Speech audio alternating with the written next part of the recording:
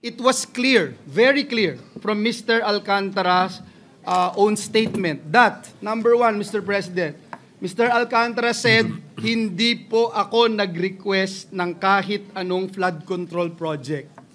Sinabi din po niya, wala po akong alam at hindi rin po ako kailanman sinabihan tungkol sa mga proyektong yan.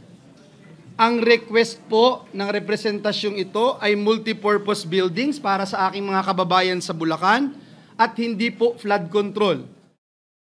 Mr. President, I cannot, in good conscience, let the remarks made earlier by our colleague, Senator Francis Pangilinan, during the Blue Ribbon Committee pass without rebuttal. His comments, while not naming us directly, were laced with insinuations, clearly aimed at me and former Senator Bong Revilla in the legal ordeals I have already faced. With due respect, such statements are not only unfair, they are malicious and utterly uncalled for.